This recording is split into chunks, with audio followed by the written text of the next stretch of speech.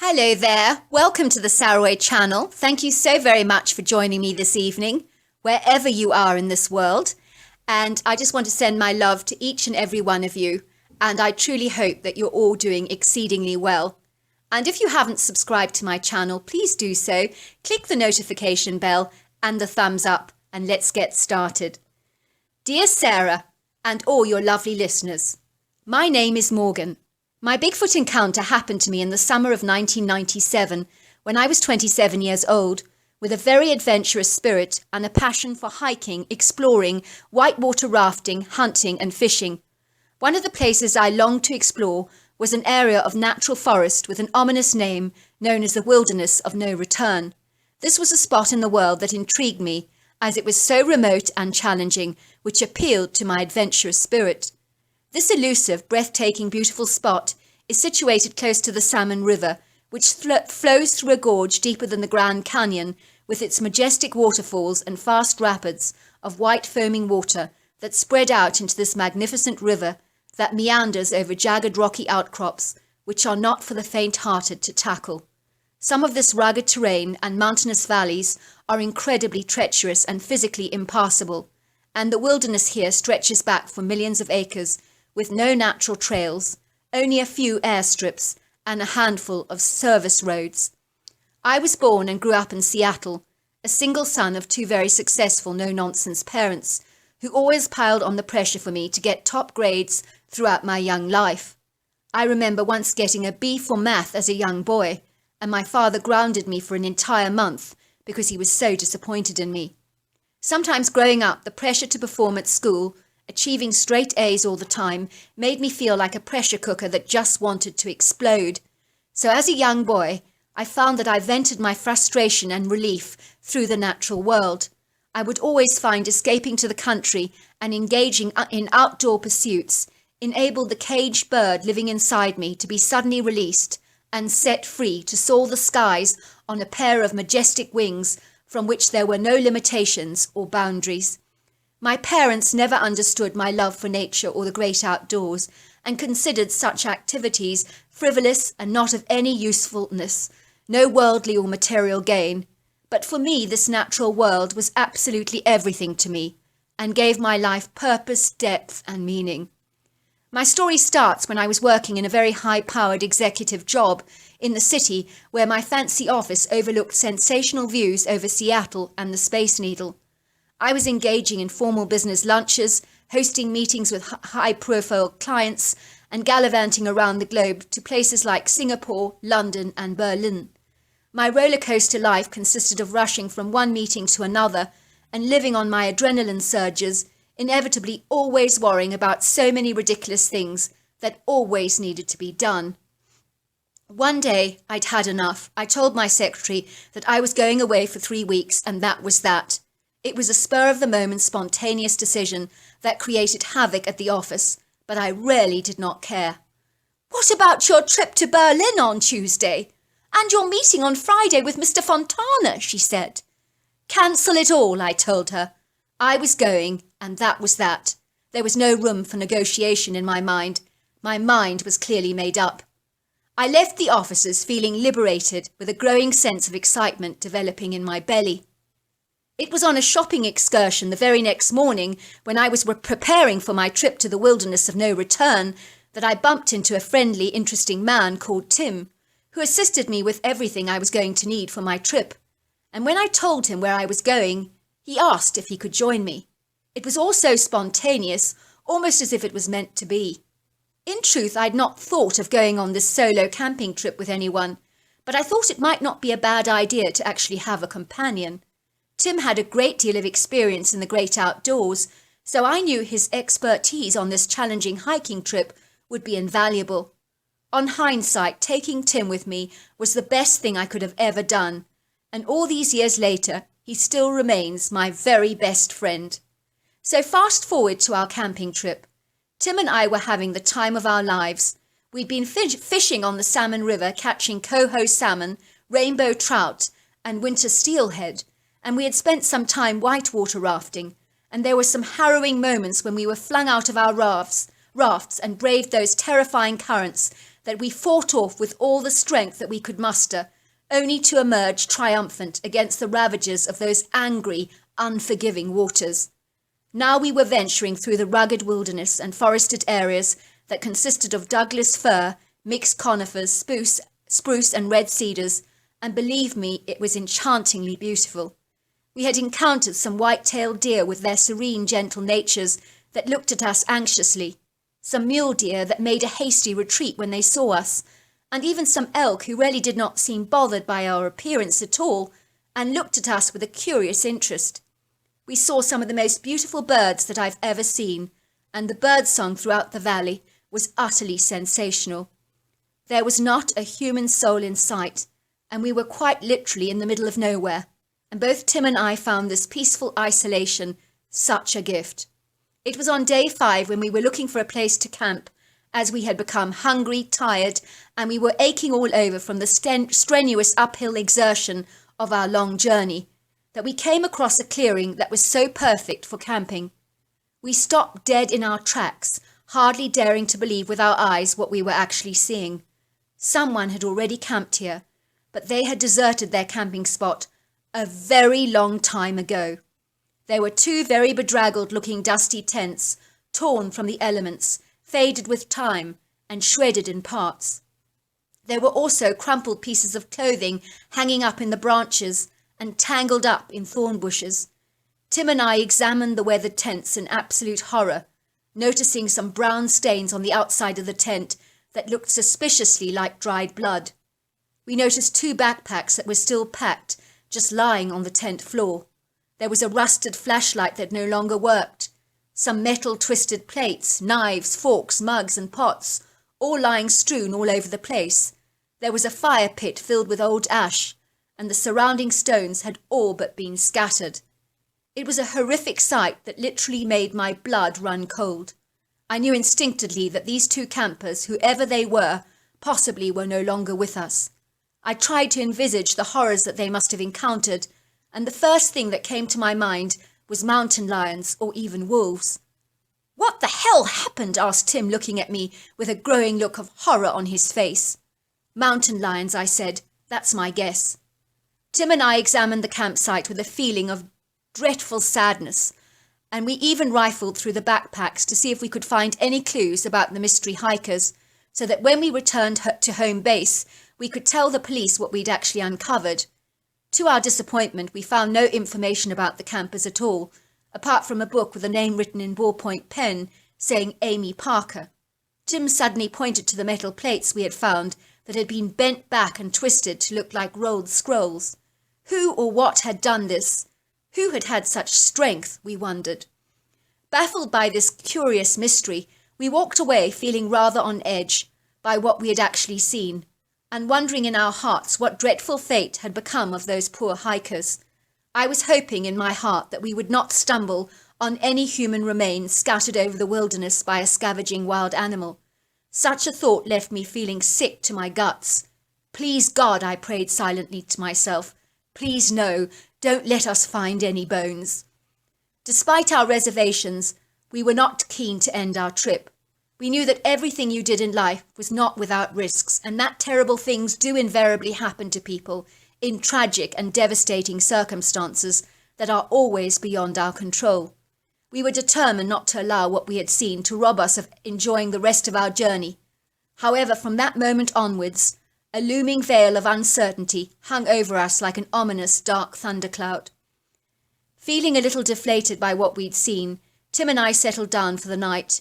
We found a pretty little clearing close to a pebbly stream, where we'd seen a couple of mountain goats gather to drink, who appeared not at all bothered by our appearance, but eyed us attentively. We were on a high elevation that I believe would not be mastered by many hikers, but Tim and I were exceedingly experienced and very fit, and really enjoyed pushing those boundaries to our limits. We pitched our 4-man tent and prepared a fire pit. We sat on some large boulders close to the stream, admiring the tangerine sunset that rippled across the sky in twisted folds of varying peaches, golds and oranges. Finally the sunset dissolved over the horizon, and a grey sky emerged, spreading a soft darkness over the valley. We could see the white round outline of the full moon grace the sky, and as it grew darker we were greeted to a beautiful black starry night, made light by the diamond sparkling jewels of individual stars and the twinkling moonlight. We sat watching the flames of the crackling fire, enjoying the snapping sounds of the wood, and seemingly mesmerised by the bright orange flames. For a long time Tim and I said nothing. All was serene and quiet on this enchanting night, and I hasten to say that even the sounds of crickets and owls had all but retreated, and there were no distant howls or cries from a lonely wolf or coyote. Suddenly I got the distinct impression that Tim and I were being watched by unseen eyes. I could feel them on us, and I knew that this was not my imagination playing tricks on me. Believe me, when something is watching you in a predatory way, you know about it. I immediately retrieved my rifle from the tent and anxiously studied the valley with my scope, but I saw absolutely nothing. "See anything?" asked Tim, whose face was ashen. I knew that he had also felt those creepy eyes on us too. After a while, all was forgotten, as those menacing eyes had gone, and Tim and I were tucking into a delicious beef stew with dumplings and rice from our freeze-dry rations. Soon Tim and I were chatting about our adventures to date, but no mention was made of that abandoned camping site, which was the boomerang that neither of us wanted to discuss. Feeling overcome with exhaustion from our harrowing day, we went to lie down in our cosy sleeping bags, and it was not long before we were drifting into a blissful world of dreams. I was suddenly awoken to something or someone very hefty walking around our camping site in the very early hours of the morning. Something was crunching the rocky pebbles under their feet. Whatever this thing was, it was heavy. I heard the creature walking away, and I didn't want to wake Tim up, but I wanted to see what it was that had been snooping around our camping site. I quickly slipped out of the tent, armed with my rifle in my hands, and tried to follow the creature as quietly as I could, keeping a safe distance behind it. I could not see it clearly and didn't know what it was, but I wanted to make sure that it wasn't a predator like a mountain lion that was stalking us, especially if it was the very same creature that may have eaten human flesh before by indulging in those two hikers and had developed a liking for it. Maybe it wasn't hungry now, but intended to come back later and ambush us while we were asleep. This thought sent waves of dread through my body, and I knew I needed to take this creature out before we ended up like the previous hikers with no story to tell. As I ventured into the woods, they were very dense and overgrown, and there was a lot of tall, majestic trees. I could hear a suddenly very thunderous noise going on in the woods, and it was like nothing that I have ever heard in my entire life. And whatever creature it was that I was following, it had clearly got involved in some kind of a brawl, because it was fighting. There were two creatures that were fighting. It was a terrifying noise.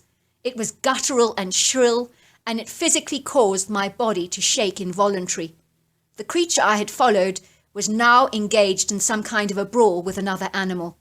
I tiptoed towards a tree to get a better look at it, and there I saw a sight that would make the most courageous man crumble into thousands and thousands of pieces. Truly, I could not believe what my eyes were witnessing. Two humanoid creatures were engaged in a monstrous fight, and they were quite literally fighting to the death. There was no question in my mind that this was indeed a bloody battle if ever I saw one. One of these creatures was like a humanoid ape, and he was covered in dark, long, shaggy hair, and stood very erect in a powerful stance of about 8 to 9 feet tall, and he weighed about 800 pounds, and he was 5 foot wide. He had a bullet-shaped head and a long, hairless, grey face, and a prominent brow ridge, very wide, flat nose, slender mouth, and very dark, deep-set eyes. The other creature looked exactly like a dinosaur, and I'm not kidding, it was the most hideous, ugly, grotesque creature I have ever had the misfortune to lay my eyes upon, and it was covered in a green, slimy, brown, scaly look like a lizard. It stood on 2 feet at about 9 feet tall, 700 pounds, and 5 feet wide. It had the face of the lizard and a crocodile rolled into one, and it had those dangerous crocodile-like teeth that were jagged and sharp, with a long tongue that it kept flicking out of its mouth, just like a chameleon. This malevolent, evil-looking creature with bright yellow eyes had human-like legs and arms that were all covered in these scales, with hands that had sharp claws on them that could rip you apart in literally seconds. And also, apart from everything else, it had the most hideously long, knobbly tail that I've ever seen. As you can imagine, I was horrified by what I was witnessing, because these were two creatures that were seemingly incongruous to our physical reality, and would have been far more suited to a time when dinosaurs roamed the earth. What on earth were these strange creatures, I wondered, watching the gory scene unfold before me like a bloodthirsty horror movie. The lizard-like humanoid was hissing aggressively at the hairy humanoid and thrashing his tail violently. He was also lashing out with his sharp claws, trying to tear the hairy humanoid apart, but his talons got trapped in the creature's tangled fur, and he was ensnared for a few valuable seconds that he could ill afford to lose. The hairy humanoid wasted no time in picking up a heavy boulder that must have weighed at least 100 pounds, and with this he throttled the reptilian on his head, using its ragged sharp edges in a purposeful slanted angle, much like a knife. I kid you not, the head of the huge lizard was sliced off in a second and went rolling down the valley like a soccer ball. The massive humanoid ape started to kick the dead flesh of the corpse in a way that we might punch a punching bag, and it appeared as if he was letting off some pent-up emotion. He then picked up the scaly, decapitated corpse and tossed it over the hilly embankment with a look of sheer disgust on his face. I knew that this creature had no intention of eating the flesh of this dead reptilian, that he clearly despised with every core of his being. They must have been sworn enemies.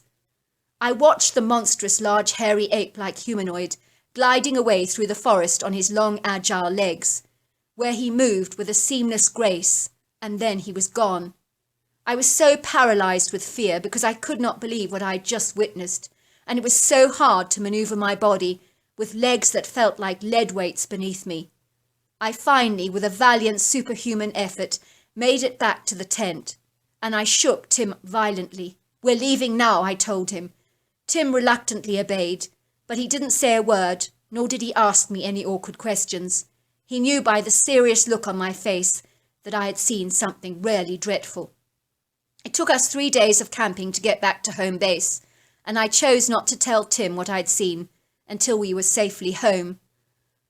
One day, a week or so after we had returned, I told Tim what I had seen that morning, and as far-fetched as my story sounded, Tim knew me well enough to know that I was not making the story up. What were those creatures, we would ask ourselves multiple times over many, many years, choosing not to share our encounter with anyone for fear of being disbelieved and even ridiculed. I was to learn in 2008, quite by chance while watching a TV program, that I had encountered a hairy man, a Sasquatch or a Yeti. But as for the other creature to date, I do not actually know what it was, and maybe I never will, unless one of your listeners does happen to know.